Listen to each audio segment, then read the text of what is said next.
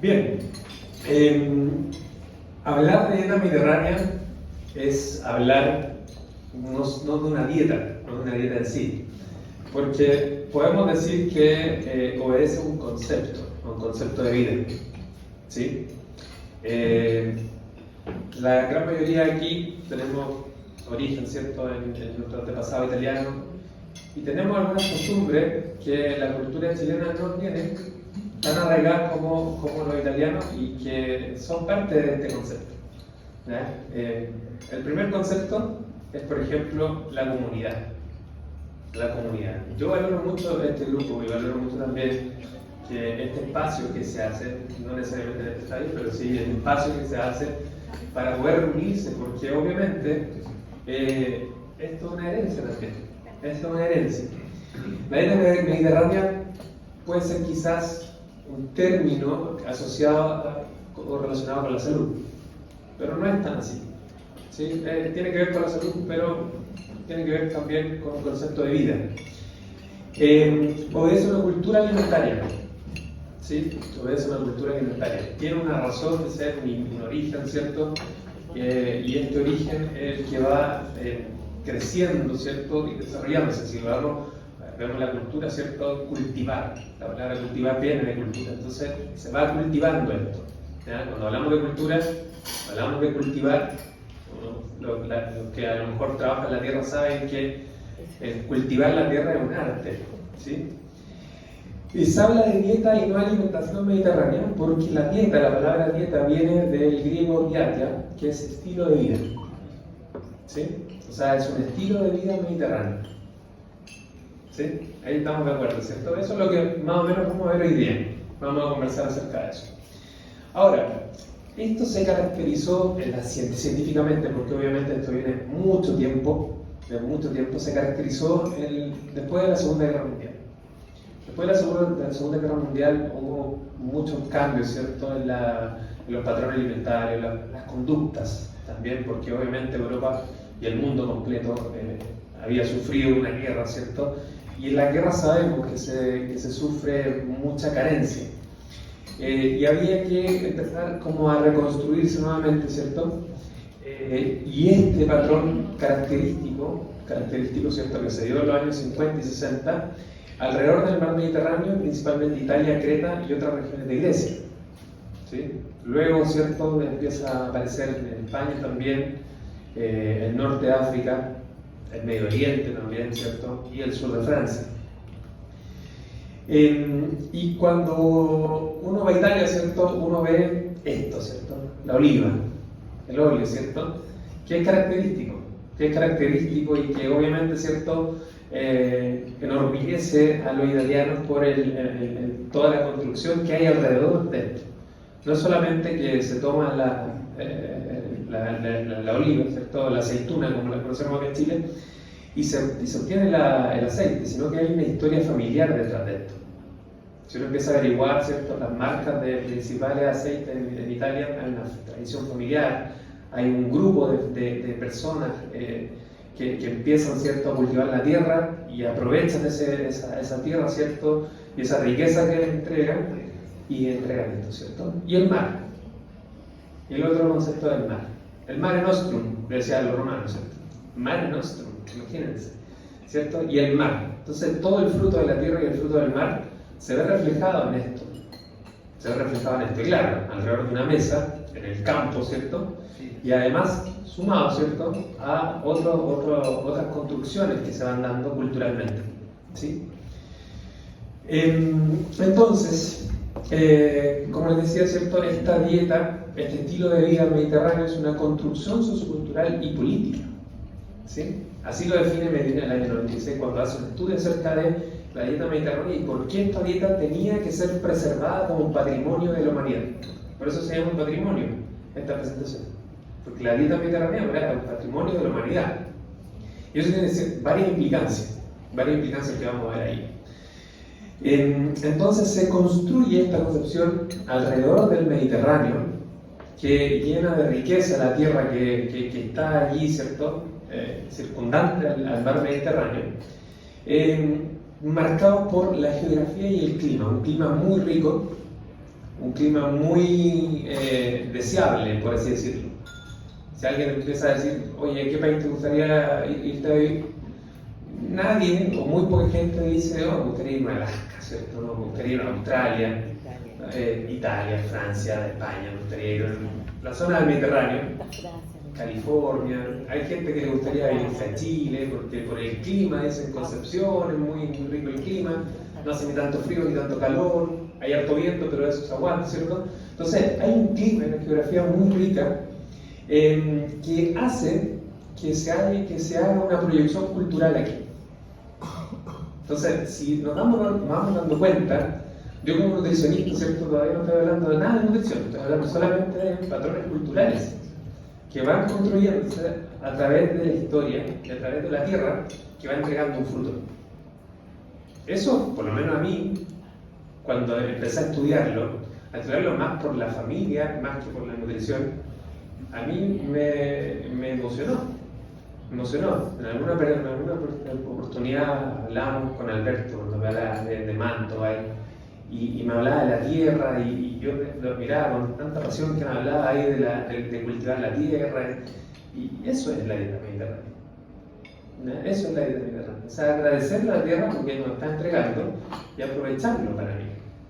Pero aprovecharlo, sacarle un buen provecho. En este caso, ¿cierto? Estamos prolongando la vida por medio de esto. ¿Sí? Y no tiene que ver solamente con la alimentación, con la correcta alimentación, sino con el estilo de vida completo.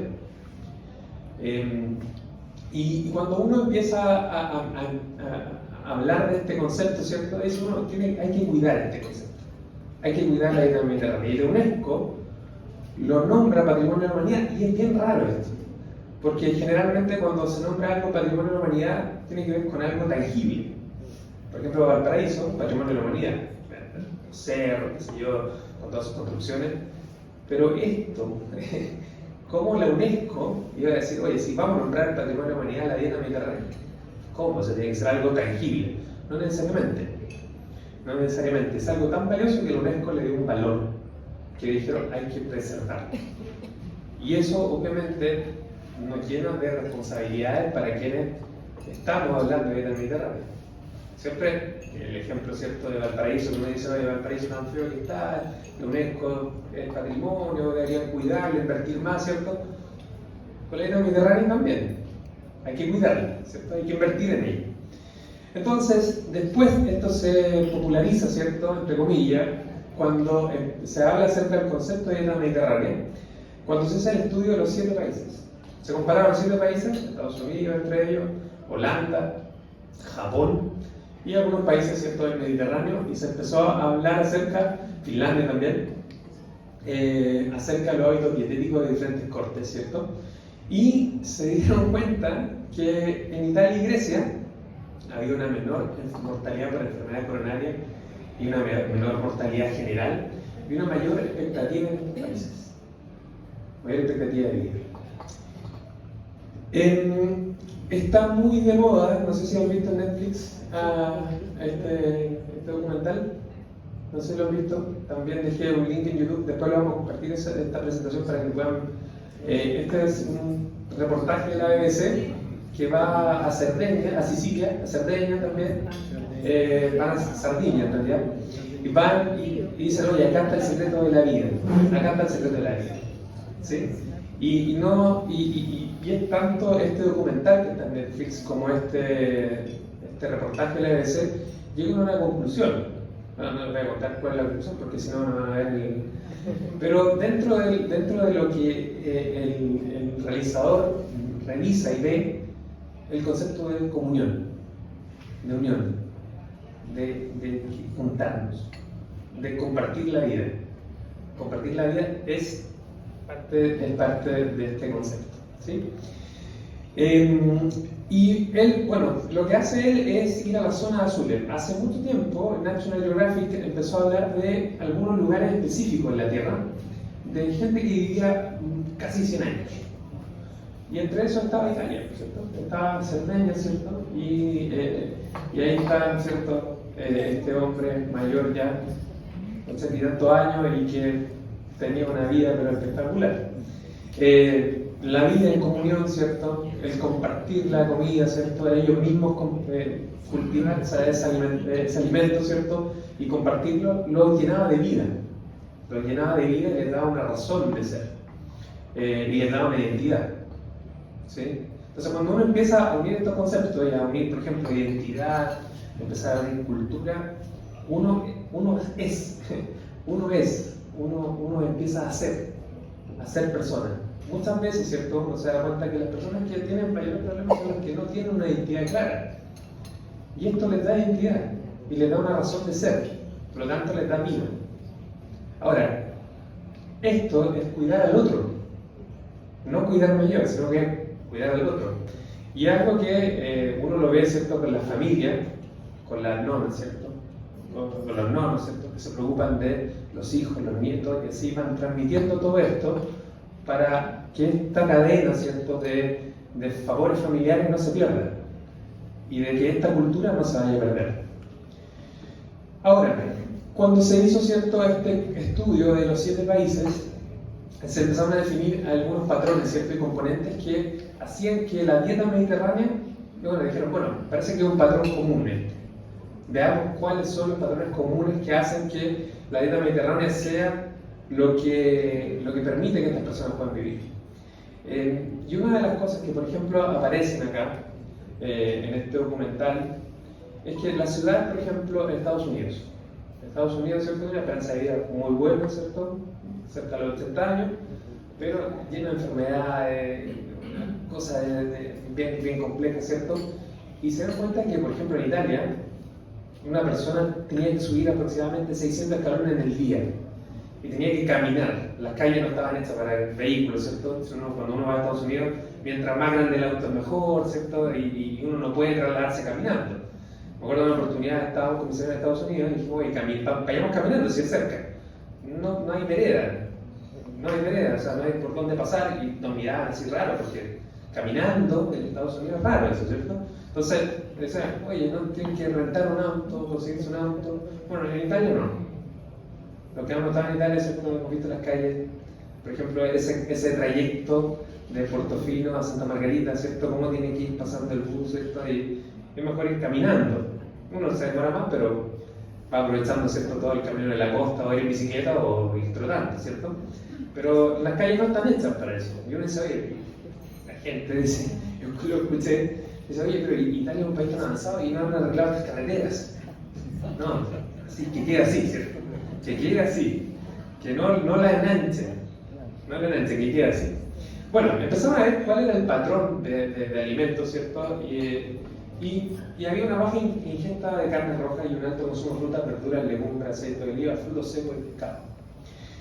Ahora, algunas conclusiones que se obtuvieron de este estudio fue que se comía menos carne roja producto de la escasez que había en ese momento por la guerra, ¿cierto? Se estaba volviendo nuevamente a reconstruir la tierra, por lo tanto lo que más había disponible eran frutas, verduras y legumbres. Pero esto fue un tremendo favor.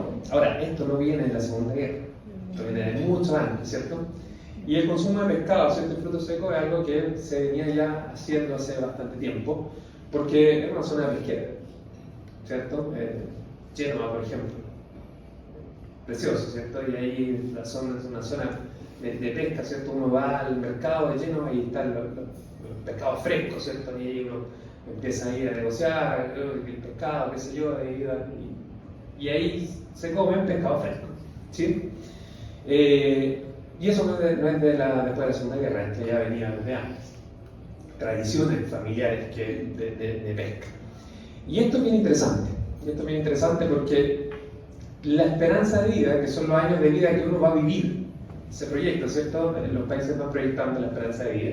Fíjense que el año 1900 era de 48 años en los países desarrollados, antes incluso de la Primera Guerra. 48 años en los países desarrollados. Y 29 años en los países de Latinoamérica, 1900, ¿cierto? No había vacunas en ese tiempo, había muy pocas vacunas, tratamientos, ¿cierto? No había mucho para enfermedades crónicas, ¿cierto? Y ni siquiera crónicas, sino que contagiosas también. Y en Italia, el año 2020, la esperanza de vida fue de 83 años. O sea, un niño que nace en Italia tiene una esperanza de vida de 83 años, en promedio. La mujer un poco más, ¿cierto? Y el hombre un poco menos, pero la diferencia que hay en Italia con relación a la esperanza de vida del hombre y la mujer es muy baja. Es muy baja. En Chile todavía hay una diferencia de por lo menos 3 o 4 años. En Chile la esperanza de vida es 79 años. En Latinoamérica, Chile tiene la mayor esperanza de vida, seguido por Costa Rica. Canadá tiene una esperanza de vida también. En el mundo la media es de 72 años. Claro, están los países africanos, ¿cierto? Los mismos países latinoamericanos, como por ejemplo Haití, que tiene una esperanza de vida de 50 años, 60 años, en el siglo XXI, hacen que esta media baje un poco, ¿sí? Hay países que tienen, Burkina Faso, por ejemplo, 40 años de vida, o sea, hasta ahí uno vive. ¿Cierto? Pero Italia, 83 años, empujados también por esta zona azul. Yo me tomé la libertad de tomarle fotos a las lápidas de la familia Costa. Domenico, estoy seguro que él es el papá de Tommaso Costa, y yo es el tío de mi tío, o sea, mi tío abuelo. Bueno, y si uno ve el cementerio de Portofino, está en el cementerio de Portofino, y yo le decía a mi tío, en promedio, 1800, 70 años, 80 años, en promedio, 70, 80 años, 1800. O sea, esta esperanza de vida de 48 años, ellos la duplicaban. Ellos la duplicaban. Ahora, le saqué foto a ellos, ¿no? Pero porque son parte de mi familia. Pero si uno va y ve, la esperanza de vida de ese lugar era elevadísima. Y estamos hablando antes de la Primera Guerra Mundial. Carlos Costa murió antes, ¿cierto? Porque fue piloto de aviación de la Primera Guerra Mundial y un héroe ahí de Portofino, por eso no aparece porque está en el otro cementerio. Pero claro, él vivió poco porque murió en la guerra. Pero los demás, ¿cierto? 1897 a 1988. Casi 100 años. Aquí 98 años. O sea, tiene una esperanza de vida buena, ¿cierto? Muy buena. Bueno, ahora, cuando se hizo este estudio, bueno, después dijeron, parece que no es solamente un patrón, parece que hay hartas cosas entre medio, ¿cierto? Y que podrían haber variaciones entre los países de la cuenca mediterránea. Inicialmente, ¿cierto? Se creía que era Italia, sobre todo el sur de Italia, un poquito del norte de Italia, hacia la costa, obviamente, y Grecia, ¿cierto? Y Creta, pero después se extendió a Francia, España, ¿cierto? El norte de África y Medio Oriente. En común, la oliva. Esa zona, ¿cierto? Se puede cultivar oliva, ¿cierto? Israel es un productor de aceite de oliva muy bueno también. España es el mayor productor de aceite de oliva, aunque le doy el europeo, le un poquito lo italiano. Sí. Pero España tiene un muy buen aceite de oliva. Francia también tiene un poco de aceite de oliva. Grecia también tiene un muy buen aceite de oliva. Toda esa zona caracterizada por eso, ¿cierto? El norte de África tiene alimentos muy similares a los marroquíes, tiene una alimentación muy similar también en su concepción, de la concepción de la alimentación del marroquí, porque generalmente uno ve otro tipo de alimentación, pero la alimentación marroquí es muy rica también, muy rica, no me refiero solamente al sabor, sino que muy amplia, es una variedad muy buena de alimentos, donde también se incluye el pescado, ¿sí? El pescado es común también acá.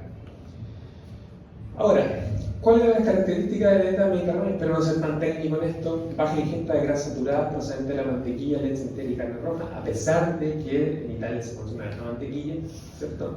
No es tan, al parecer no es tan perjudicial, pero se consume poca. En Francia se consume más mantequilla, ¿sí? Carne roja, algunos veces, ¿sí? Si ustedes ven o leen lo que cuando se hizo este estudio, se comía carne roja una vez a la semana, que era el domingo. Una vez a la semana se comía carne roja. ¿Sí? Podían ser arroz también. Legumbres, prácticamente casi toda la semana. Pescado también. Al desayuno también se comía pescado, ¿no? Traían la pesca fresca, ¿cierto? Y aprovechaban de comer al desayuno.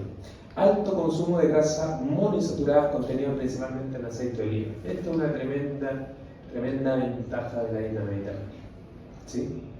Balance adecuado entre ácidos grasos poliinsaturados, omega 6, omega 3, principalmente por el consumo de pescado, marisco, frutos secos.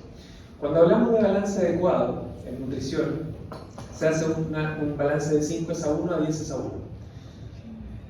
Eso lo sabemos ahora, después de los años 90, ¿cierto? Se empezaron a hacer estudios y empezamos a descubrir que la proporción de omega 3 y omega 6 tenía que ser esa. Nuestros antepasados lo sabían desde antes. ¿Cómo? Se dieron cuenta, ¿cierto?, que mezclando los alimentos y no teniendo, ¿cierto?, solamente una comida, ¿cierto?, sino que, oye, parece que hay que tener más variedad, hay que meter más color, hay que cambiar acá, no solamente hay que comer pescado, sino que también hay que comer este fruto. Llegaron a eso. Entonces, ¿qué hicieron los investigadores? Hay que copiar este patrón. Da resultado cómo ellos van mezclando el alimento. Y como van mezclando el alimento, estamos, ¿cierto?, con una enfermedad coronaria bajísima.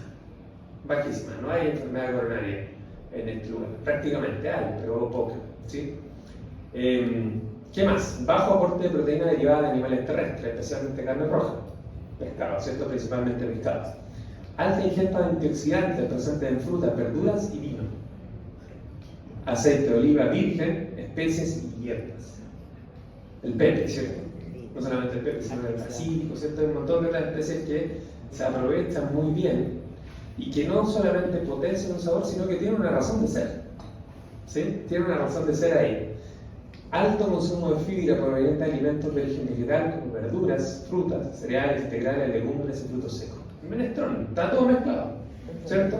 Está todo ahí, ¿cierto? En el menestrón, ahí tenemos las verduras, ¿cierto? Tenemos las legumbres y además un plato exquisito, ¿cierto? O sea, muy bien balanceado, tiene proteínas, ¿cierto? ¿Por qué esta mezcla especial que se hacía de legumbres con carbohidratos nos daba un score aminosídico similar de la carne?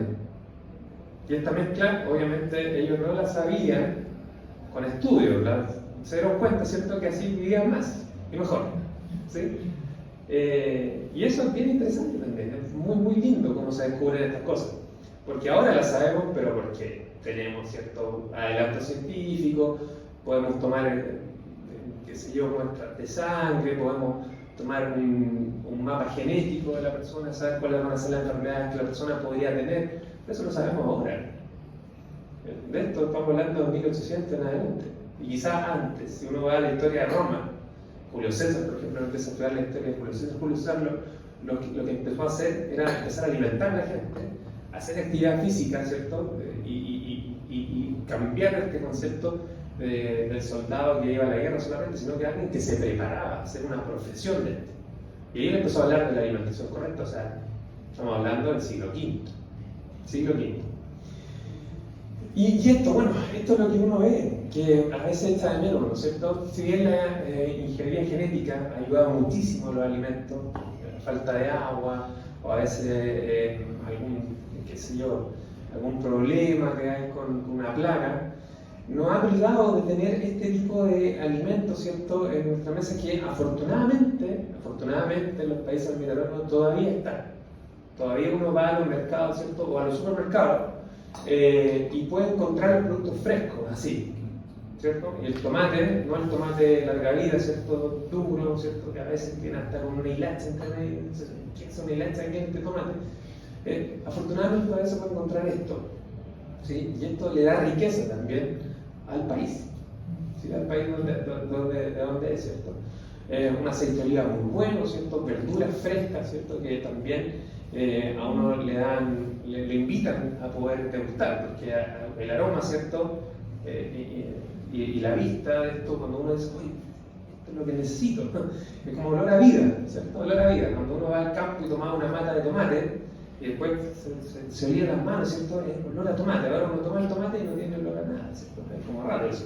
Bueno, esto todavía se puede hacer, esto se puede hacer todavía, y eso, y que el alimento sea fresco, llama la atención.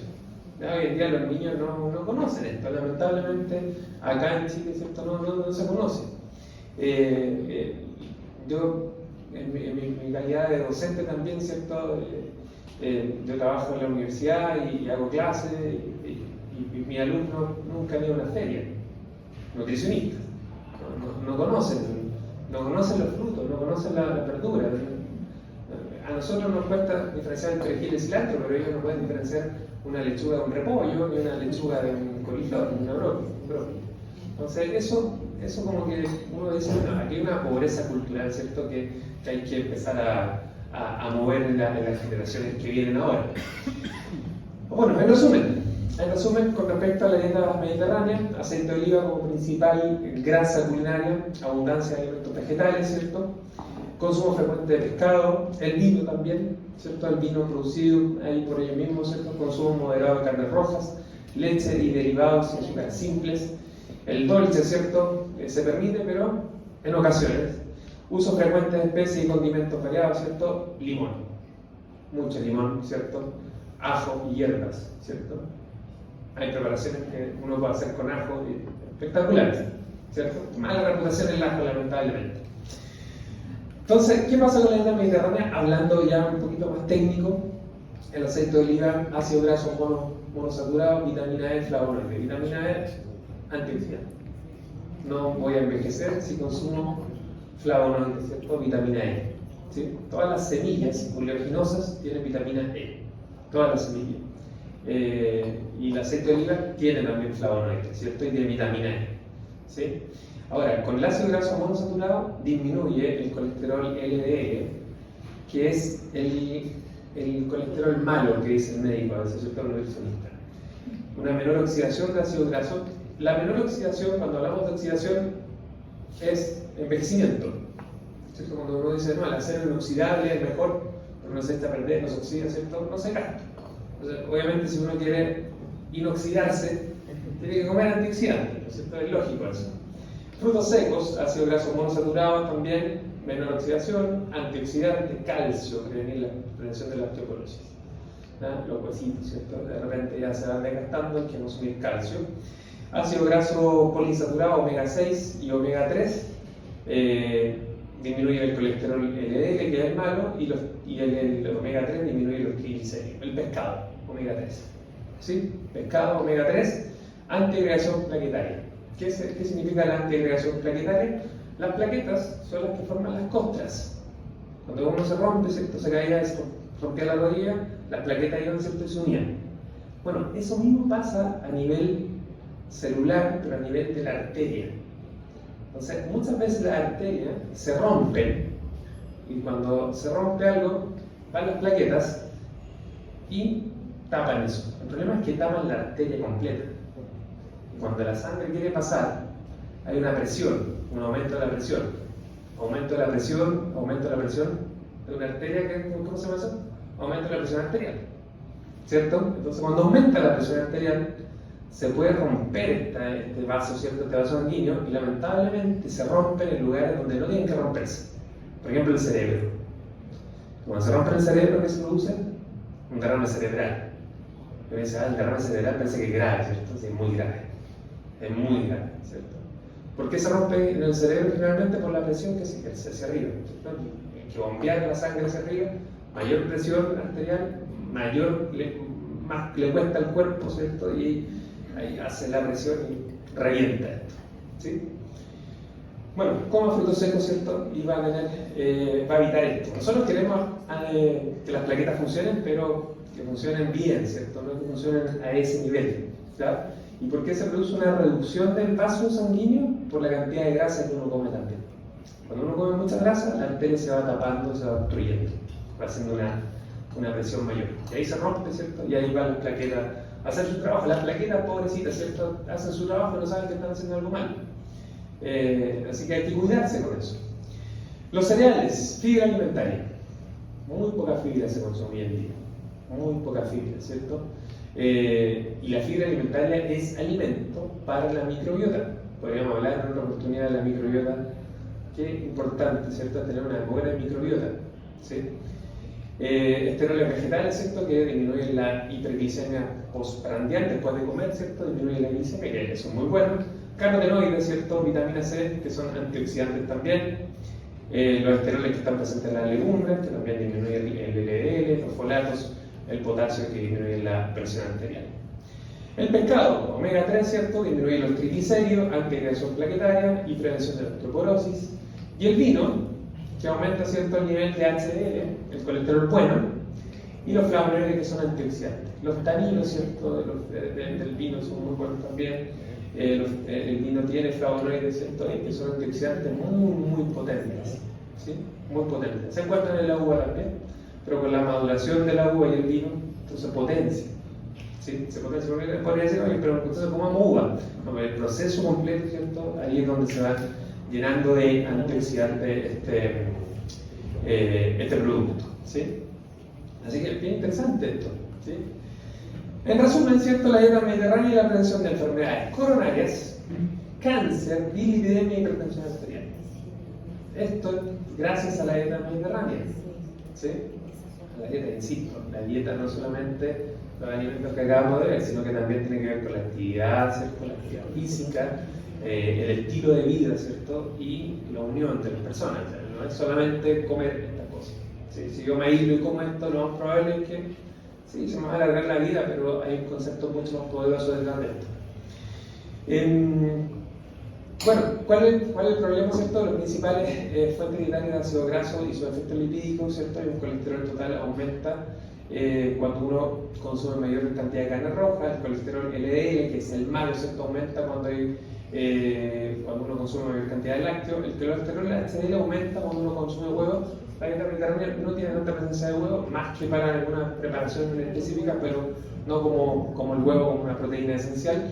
Y los triglicéridos, ¿cierto?, que aumentan con los aceites de coco y palma, muy de moda en este tiempo. Mucha influencia, ¿cierto?, en Instagram hablando acerca del aceite de coco y palma, porque son muy buenos, muy ricos, qué sé yo. No es tan así. No es tan así. No son muy buenos. El efecto antioxidante de la dieta mediterránea sí está probado, recontra, estudiado, y sí, hay una mayor cantidad de antioxidantes plasmáticos. ¿Qué quiere decir? Que de la dieta se traspasan estos antioxidantes a la sangre, ¿sí? Y la sangre, ¿cierto?, ahora está llena de antioxidantes. O sea, no voy a envejecer si consumo una gran cantidad de antioxidantes. Vitamina C, vitamina E, vitamina A, licopeno, flavonoides, todo esto está presente en los alimentos de color rojo, naranja, ¿cierto?, amarillo. El licopeno, por ejemplo, en el tomate tiene mucho licopeno. Y ¿saben lo más interesante del licopeno? Que el tomate, está en el tomate, ¿cierto?, pero el tomate hay que destruirlo para que se libere el licopeno, porque está dentro de la célula del tomate. ¿A qué le suena eso? La salsa de tomate, ¿sí? Ahí se libera el licopeno. Y como los estadounidenses lo hacen mucho, el jugo de tomate, ¿cierto? El jugo de tomate lo toman harto. Pero ¿por qué no consumir una salsa, ¿cierto?, de tomate? Y se destruye el licopeno y se libera. Y al liberarse, ¿cierto?, hay una mayor biodisponibilidad y bioaccesibilidad, que son conceptos que a veces se contraponen y que tienen que ir de la mano, ¿sí? Lo mismo pasa con la vitamina A, la zanahoria, por ejemplo, hay que destruirla. Y me acuerdo, ¿cierto?, que cuando uno raya la zanahoria, la pone en el sartén y empieza a liberarse y empieza a cambiar el color. Empieza el color del aceite a ser naranjo. Ahí se está liberando el beta-caroteno. Antioxidante, también ayuda a la visión, o sea, tiene estas funciones interesantes también. El beta-caroteno o el retinol también en el lado animal. Disminuye la formación de radicales libres. Los radicales libres, ¿cierto?, todo lo que hay en la contaminación que tenemos nosotros hoy en día, ¿cierto?, son los radicales libres que andan dando vuelta y van y tienen afinidad a veces con algunas células nuestras y se alojan ahí y empiezan a generar un crecimiento normal de células o generar, ¿cierto?, algún lunar o generar también alguna complicación que tiene que ver con el envejecimiento, ¿sí? Todos los radicales libres van a ir de la mano del envejecimiento. Y hay una menor oxidación del LDL. Si se oxida el LDL, que es el colesterol malo, eso es una complicación para nuestro cuerpo, ¿sí?, porque se queda libre en nuestro cuerpo y el colesterol LDL es malísimo, ¿cierto? Lo tenemos que eliminar de nuestra vida. Entonces, ¿qué pasa con el efecto de la presión arterial? Mayor consumo de fibra, mayor consumo de potasio, moderado consumo de sal es igual a una menor presión arterial. Ahora, para poder tener una dieta mediterránea y para poder tener este alimento hay que tener un clima mediterráneo, ¿sí? Hay que tener un clima mediterráneo, o sea, no se da en todos los lugares, pero así como se caracterizó la dieta, que estaba en algunos lugares específicos de Europa y el norte de África, ¿cierto?, y Medio Oriente, también se llegó a la determinación que el clima mediterráneo podía estar no solamente en ese lugar del mar Mediterráneo, sino que también en otras zonas. Y aquí pasa algo bien interesante. El clima mediterráneo se caracteriza por presentar inviernos relativamente húmedos y veranos secos, ¿sí? Se da entre la latitud 30 y 45 de latitud en la costa occidental de los continentes, ¿cierto? Y Chile es una de las 5 zonas del mundo que presentan un clima mediterráneo. En torno al Mediterráneo, Europa y África, que es el que acabamos de ver, California central y meridional norte de América, ¿cierto? California es una zona muy rica, donde se produce mucho vino también y frutas, ¿sí? Es un clima muy seco, ¿cierto? También, pero también tiene inviernos que son relativamente húmedos. La costa chilena en torno de Santiago, ¿cierto? En Sudamérica, región de Ciudad del Cabo en África, abajito, ¿cierto? Y Australia y Ciudad Occidental. Todas estas zonas, ¿cierto? Son zonas con clima mediterráneo. Similar, no igual, ¿cierto? Pero es similar, ¿cierto? Similar al clima que hay allí en el Mediterráneo. Ahí están, California, ¿cierto? En torno al Mediterráneo, Australia en zona bajito, Sudáfrica y Chile, ¿sí? Y Chile. Ahora, ¿Chile es un país mediterráneo? No. ¿Podemos hablar de Chile como un país mediterráneo? ¿Podemos llegar a esa conclusión? Mi esperanza es que sí. Mi esperanza es que sí. Pero tenemos un clima mediterráneo, una agricultura mediterránea, una salud mediterránea, pero la dieta mediterránea todavía no la tenemos. ¿Sí? Todavía no la tenemos. Salud mediterránea, dijimos siempre, la esperanza de vida del chileno es muy buena, ¿cierto? Muy buena, tenemos una esperanza de vida muy buena en Chile. Agricultura mediterránea, herencia de los españoles, ¿cierto? La tenemos en Chile, ¿cierto? Y hemos traído, bueno, hoy en día se cultiva de todo en Chile. Uno puede cultivar cualquier cosa, ¿cierto? Pero agricultura mediterránea la tenemos, ¿cierto? El clima mediterráneo, bueno, eso es un regalo, ¿cierto? Que nos hizo la madre tierra, tenemos el clima mediterráneo. Pero la dieta mediterránea no llegamos a ese concepto, lamentablemente. Y si pensamos a pensar en lo que definimos como concepto de dieta mediterránea, yo creo que es difícil llegar a eso, ¿sí? El concepto de comunión en nuestro país, ¿cierto? En Chile, está difícil, estamos medio distanciados todavía, por un montón de cosas. No vamos a entrar en discusiones políticas, ¿cierto? Ni tampoco en discusiones ideológicas, pero estamos medio separados unos del otro, incluso en la familia, ¿cierto? Y incluso, ¿cierto? Si no estamos peleados con la persona, no tenemos tiempo, no tenemos ganas, ¿cierto? Porque el medio ambiente nos va tirando hacia abajo las ganas de poder vivir en comunidad. Ya no se cultiva la tierra como antes, ¿cierto? Ya no se va al campo. Antes era muy común que uno tuviera un compañero o que uno mismo, ¿cierto? Entonces, hoy voy a visitar a mi abuelo al campo. Hoy en día no. El campo de los niños es el cajón del manto. Ese es el campo. No es ir a la tierra a cosechar una papa, no, olvídenlo, ¿cierto? Y la alimentación en Chile va hacia lo ultraprocesado. Va a lo ultraprocesado, ¿cierto? Lo ultraprocesado es lo más fácil de comer, porque es lo más fácil de preparar, porque es lo más rápido y es lo más barato. Aunque tiene más procesos entre medio, ¿cierto?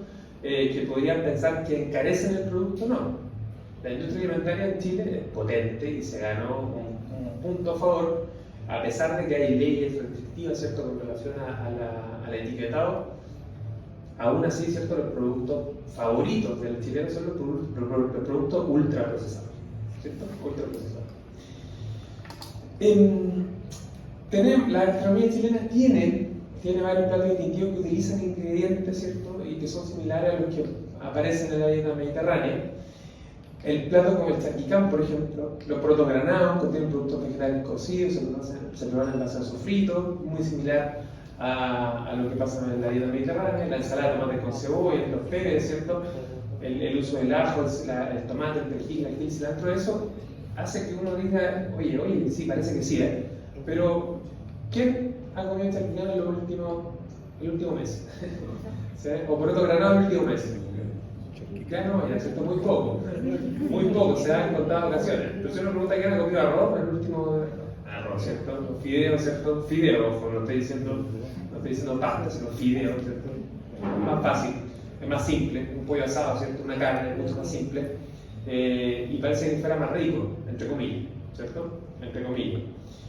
La palta, ¿cierto? Es un alimento propio de la cultura chilena, también heredado, pero se da muy bien acá, que tiene un aporte de grasa saturada bajísimo, ¿cierto?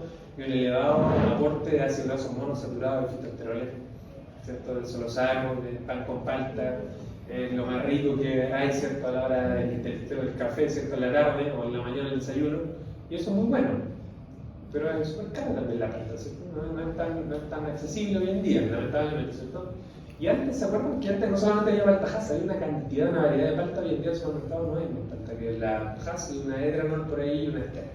Pero no hay tanta variedad tampoco, hemos ido perdiendo eso, hemos ido perdiendo la variedad. ¿Ya? Ahora, ojo, perder la variedad de los productos alimentarios es una realidad en el mundo.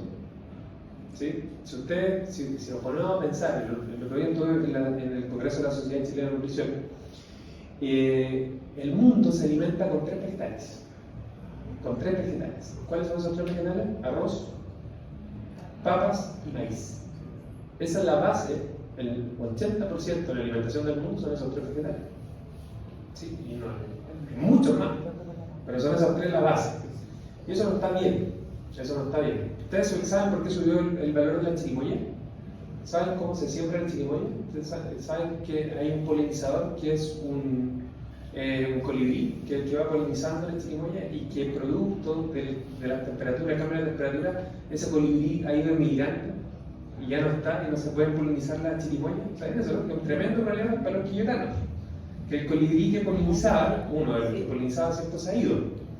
Entonces tienen que hacer la polinización manual, tremendo problema. Le subieron la chirimoya, antes el kilo costaba 2.500, ahora está en 4.500, 5.000 pesos el kilo de chirimoya.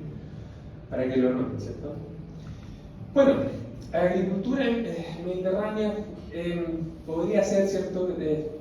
Tenemos también unos excelentes olivos en el norte de Chile, Azapa, por ejemplo, Huasco.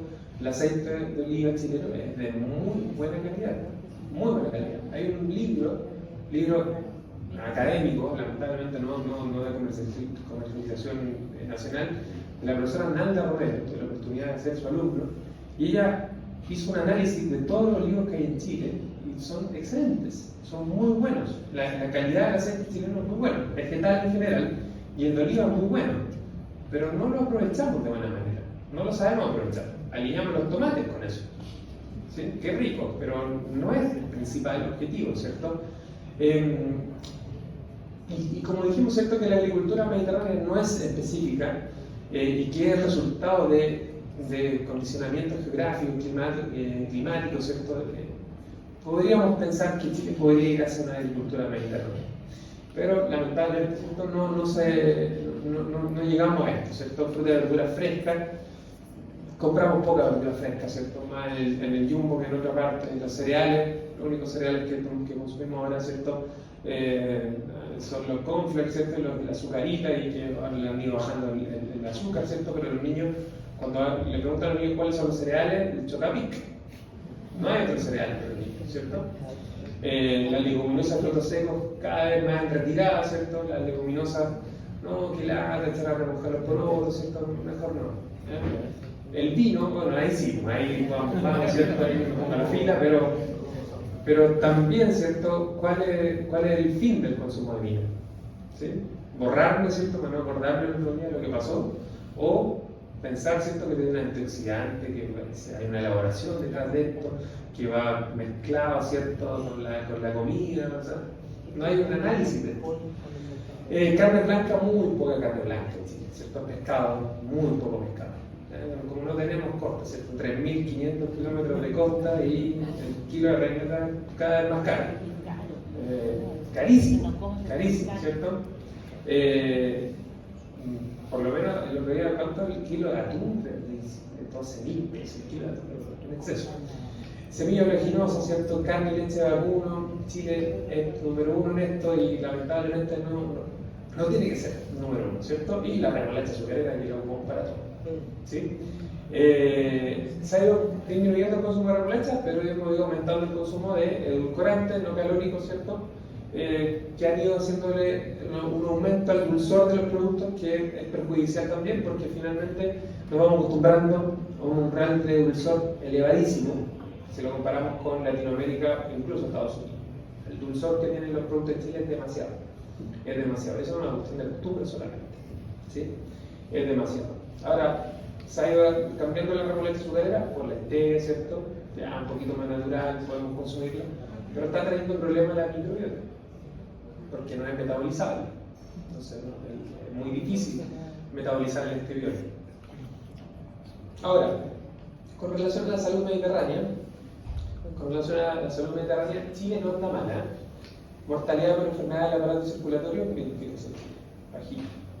¿No? Italia un poquito más, pero Chile bajito, ¿cierto? Cuando se hizo este estudio. Y Cuba, Argentina, y Brasil, Estados Unidos, entonces, por sobre la media, ¿sí? Y la esperanza de vida, obviamente, ¿cierto? Y con respecto a la salud mediterránea, ¿cierto? Ya dijimos que la dieta era muy beneficiosa para la salud, se atribuye, ¿cierto?, a los compuestos bioactivos que van haciendo una fuerza, ¿cierto?, una sinergia para poder disminuir el riesgo de enfermedades crónicas, que se ven en Italia, pero en Chile no.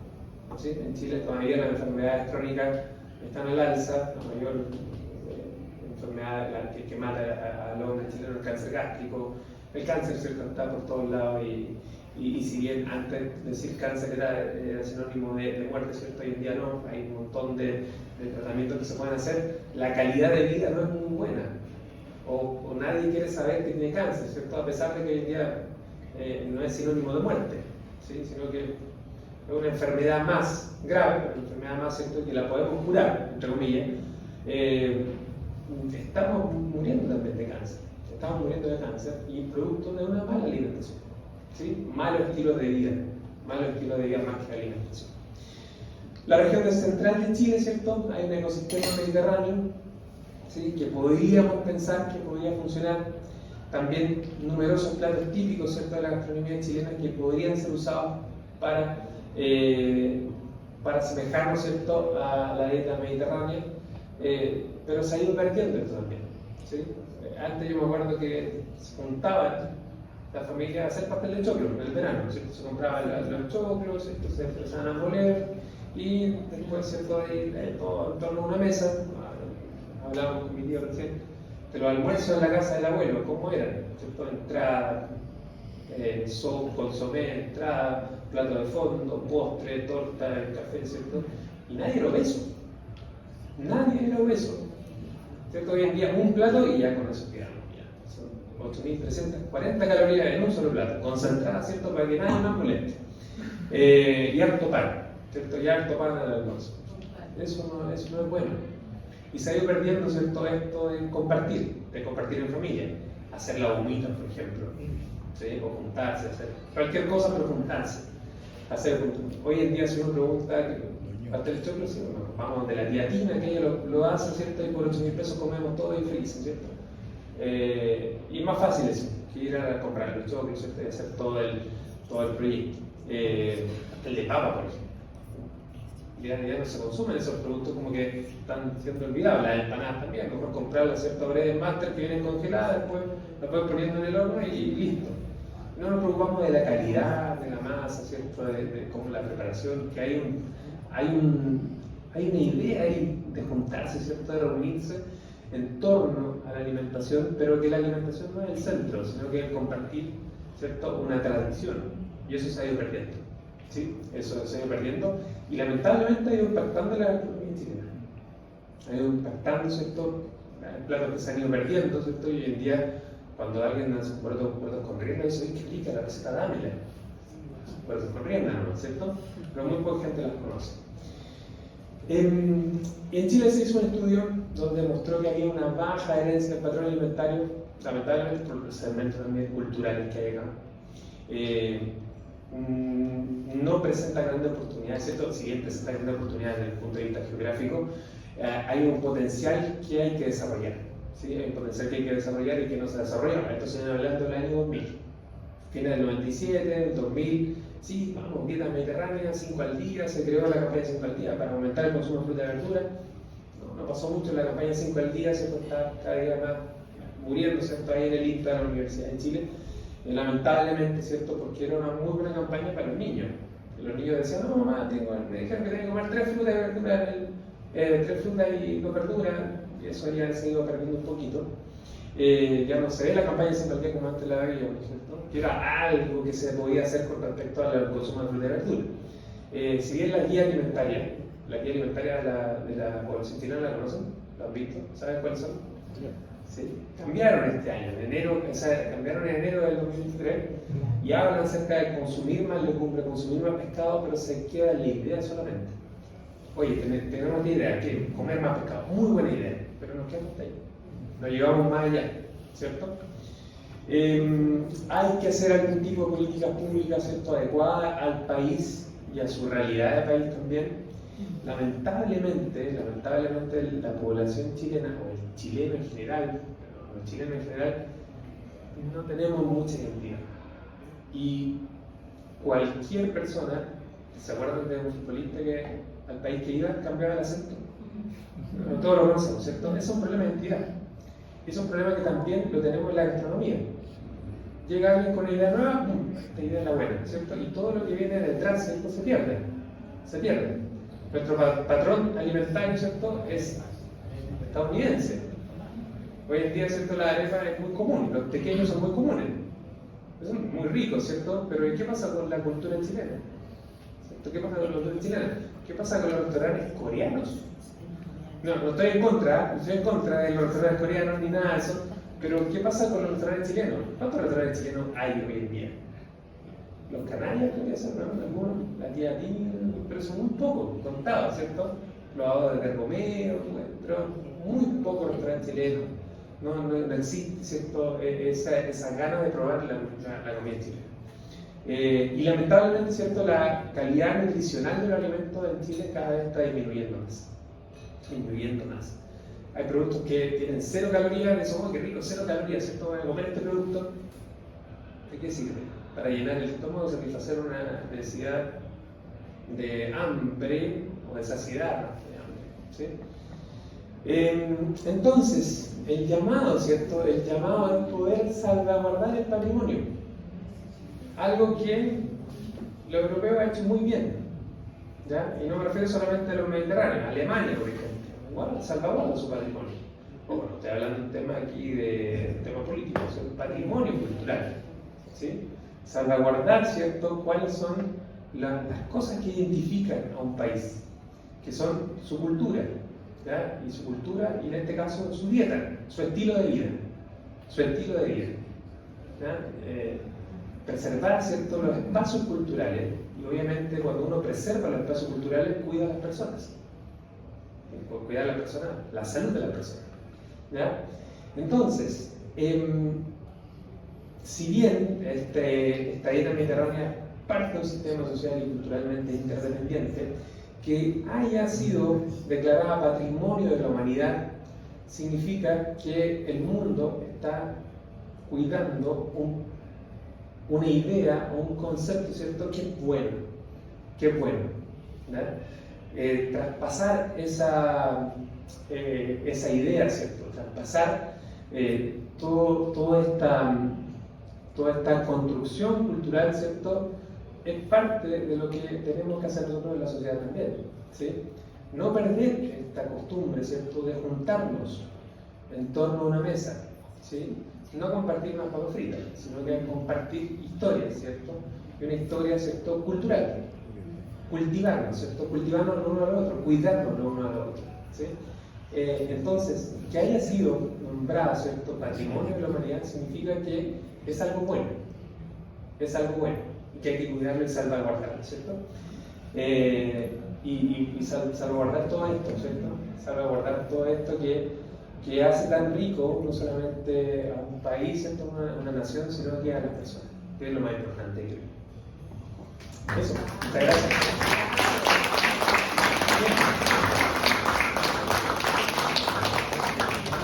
¿Alguien tiene alguna pregunta, alguna duda? ¿Alguna publicación respecto a esto? No, porque yo me dedico a otra cosa. Yo me dedico a la microbiología de alimentos, así que no tengo muchas. Y a vitaminas. Sí, no, esto lo hago por cariño, ¿no? Pero me gusta mucho el tema de la dieta mediterránea también. Sí. No, nada, estoy feliz. ¿Ah? Sí, la presentación queda ahí disponible, así que no hay problema. Yo la presentación es mía, así que queda para acá. ¿Sí? Por ejemplo, el tomate cherry, ha hecho cambiar la composición de los elementos favorables que tiene. Sí y no. Sí y no. Cuando hablamos de la transformación genética que han sufrido los vegetales en general, lo ha sufrido todos los vegetales, incluso el algodón. El algodón se está modificado genéticamente para aguantarse, por ejemplo, mayor cantidad de lluvia. Y de hecho, por ejemplo, si yo les mostrara cómo era la zanahoria antes, la zanahoria era naranja, era blanca, ¿cierto? Y no tenía esa forma cónica, ¿sí? Entonces se ha ido potenciando, por ejemplo, la cantidad de beta-caroteno que tiene, ¿sí? Con respecto al tomate también, se ha ido potenciando, por ejemplo, el gen del licopeno. Y se ha ido potenciando, por ejemplo, el gen que lo protege de la lluvia o que lo protege de las plagas. Entonces, hay una ganancia, entre comillas, que es buena por un lado, pero es mala por el otro. Porque se va perdiendo también la especie en general. Son 500 especies aproximadamente de tomates que hay en el mundo. Y consumimos 2 o 3, ¿cierto? Hay un grupo de chilenos que están tratando de salvar el tomate limachino. ¿Sí? El tomate amorfo, el tomate amorfo, que es la forma. Es la forma, claro. O sea, yo el otro día tenía una bolsa de tomates del supermercado que compré. Pasaron 2 semanas y me acordé de la bolsa de tomates, porque tenía el refrigerador de un lado. Y los vi que estaban intactos. Y eso me dio miedo, no me los comí. Dije, pues, no sé, me impresionó, obviamente, ¿cierto? Pero claro, uno dice, oye, antes el tomate uno lo dejaba afuera del refrigerador y 2 días y listo. Había que comprar un perro. Sí, claro. Sí, claro. Ahora, el plátano, por ejemplo, como era inicialmente, era pura semilla y se ha ido modificando. Ahora, esto fue muy bueno, en parte. En el año 1890 se produce la primera gran migración irlandesa a Estados Unidos. Por ahí, por 1890. Por la hambruna, 1860, no recuerdo muy bien la fecha. La población irlandesa basaba su alimentación en la papa. Comían el 80% de su alimentación en la papa. Y vino una plaga, ¿cierto? Y destruyó las papas. Y los irlandeses quedaron en la ruina. Entonces ahí se produjo una emigración hacia Estados Unidos, que fue positivo también para Estados Unidos después. Se fueron a Boston, ¿cierto? Y ese es otro cuento. Pero el tema es que descubrieron una planta que era familiar de la papa, que producía la misma flor. Dijeron, oye, esta es la flor de la papa. Sacaban y no había papa. Pero descubrieron que esa planta, el hongo no se la comían. Entonces, ¿qué hicieron? La trasplantaron y la juntaron con la papa, y el hongo no se comía la papa. Ahí empezó la ingeniería genética. Con el trigo pasó exactamente lo mismo. El trigo japonés es cortito, muy corto, muy firme, y tiene harto grano. Entonces, el trigo de Irán, por ejemplo, es largo y tiene poco grano. Entonces dijeron, oye, mezclémoslo. El resultado fue un grano largo, o sea, un trigo largo con harto grano. ¿Y qué pasó? Se cayó. Se cayó porque hicieron mal la mezcla. Entonces, mayor cantidad de granos. Entonces tenían que ver algo que fuera más robusto. Encontraron otro trigo, también en Japón, lo mezclaron y encontraron un trigo mucho más robusto con mayor cantidad de granos. El trigo originalmente es 10 granos. Ahora un trigo puede tener hasta 100 granos. ¿No? Porque el mundo necesita trigo, maíz y arroz. ¿Ya? Entonces se ha ido, claro, esto por el tema del hambre, el tema de los cultivos cansados que tienen que ser más cuidadosos, el tema de la guerra de Ucrania, por ejemplo, que también vino a molestar con todo el tema de la alimentación. Nos ha ayudado en algunos puntos y en algunos no. ¿Ya? Por ejemplo, ese limón que está ahí, ese limón del mercado Santa Margarita, porta una piña. Hay una piña allá atrás, ahí, no sé si la ven, bueno, del mismo porte, el limón. ¿No? Son los limones que ocupa Gineto ahí para hacer su no dije, no, era limonada, era así, limonada. ¿Sí? Entonces, y ojalá no se pierda eso. Yo tengo terror que se pierda. ¿Sabes qué se pierde eso? Que no lo vamos a tener en foto, ¿no? Ese tomate, Antes en Chile estaba este tomate. Estaba este tomate, ahora cuesta mucho. Y el tomate que venden viene con 3 tomates.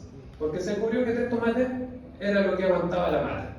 Si le pongo 4 o 5, tengo que poner una varita y cuidarlo más. ¿Se acuerdan del Padrino? La escena final. O sea, la escena cuando muere el Padrino. Los que no han visto la película, les conté el final. Muere el Padrino. Cuando muere, ¿ven cómo tienen los tomates, cultivando los tomates ¿cierto? Hacia arriba? Bueno, eso es un trabajo extra que hay que hacer y el agricultor no lo va a hacer. Entonces, más fácil, ¿cierto? Poner 3 en un racimo y si uno va al Jumbo, saca el racimo, ¿cierto? Y vienen 3. Y viene con algo de olor a tomate, pero no tanto. No tanto, ¿cierto? Pero claro, cuesta encontrar eso, lamentablemente. ¿Sí? ¿Alguna otra pregunta? Sí, pues se han modificado los temperaturas y todo, cuando hablo de carne blanca y en pollo. Sí. No, no en pollo. También. Ya El tema de la hormona, por ejemplo, que es una duda que se me pregunta, no, o sea, eso en Francia se estudió y se prohibió, porque efectivamente producía ginecomastia. Ginecomastia es el aumento del pecho, ¿cierto? Porque claro, fue indiscriminado el uso de... Lo que se usa mucho en el pollo es agua con sal. Cuando dice marinado, agua con sal. ¿Ya? De hecho, cuando ustedes lo cocinan, chicloso, ¿cierto? Trata de comprar sin marinar, ¿cierto? Sin marinar. Pero, por ejemplo, tuve la oportunidad de ir a una planta de pollos y de pavos. A decir la marca, bueno, queda hacia la Calera. ¿Sí? Muy buena, vi y dije, aquí confío porque lo vi, cómo funcionaba el proceso. Pero claro, el proceso de crianza es un proceso de crianza intensiva. O sea, el pavo al año ya pesa lo que pesa como a los 3 años. O sea, le dan alimento, lo alimentan y lo hacen crecer, ¿cierto? Y son muy cuidadosos con la salud del pavo, qué sé yo, y todo el pollo, pero claro, hay una modificación también ahí que no es natural. Pero si siguiéramos el proceso natural, la demanda que existe, ¿cierto?, en el mundo de alimentos no daría abasto. Estados Unidos, imagínense, Estados Unidos es uno de los mayores productores de alimentos del mundo y aún así tiene que importar alimentos porque no da abasto. Importa trigo, maíz, es uno de los mayores productores de maíz. Importa trigo, importa maíz, importa pavo, el mercado de pavo más grande del mundo de Estados Unidos, y le compra pavo a Chile porque no da abasto el mercado. Entonces el tema de demanda, tremendo. O sea, hay que dar abasto a eso. Y no, en los términos naturales no se puede. No se puede. El terreno cultivable del mundo disminuyó en el último año, un 15%. Del último año, un 15%. El terreno cultivable. ¿Sí? O sea, porque obviamente es mucho más caro. Hay que comprar la semilla. No es que uno tome la semilla del tomate y siempre tomate. No. La semilla está preparada, no es como cualquier semilla. Viene con fertilizantes, incluido un montón de cosas. ¿Sí? Entonces, acá hay cosas buenas y cosas negativas, obviamente. ¿Sí? En Chile hay un grupo muy bueno que es de línea, que pertenece al Ministerio de Agricultura, que ellos están preservando haciendo un banco de semillas. En Noruega está el banco de semillas más grande del mundo, ¿cierto? Que lo iban a utilizar para el fin del mundo y lo tuvieron que utilizar hace 3 años, porque en Irán hubo una plaga que destruyó el trigo que era de Irán, y tenían la semilla ya, no había ni siquiera creado los protocolos para esa semilla. Y tuvieron que sacarla porque los iraníes se quedaron sin trigo. ¿Sí? Y supone que eso lo iban a ocupar 200, 300 años más adelante, ¿no? Y lo tuvieron que ocupar hace 3 años. Antes va a ir con la pandemia. No es para asustarlo, pero es para más o menos tener conciencia de más o menos lo que está pasando hoy en día, ¿cierto? Que hay cosas buenas y cosas malas. La ingeniería genética ayuda muchísimo, pero también hay otras cosas que no ha ido quitando también algunas cosas. Por ejemplo, esta leche que está acá, duración 4 días. 4 días. Vean la leche que tiene el refrigerador. ¿Cuánto dura? Meses puede durar en el Tetra Pak. Meses en el Tetra Pak. ¿Sí? Meses. O sea, compré una leche en marzo y me están cortando los del Nestlé.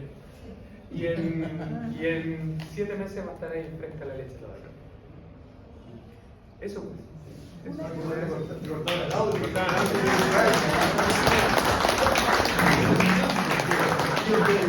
Eso.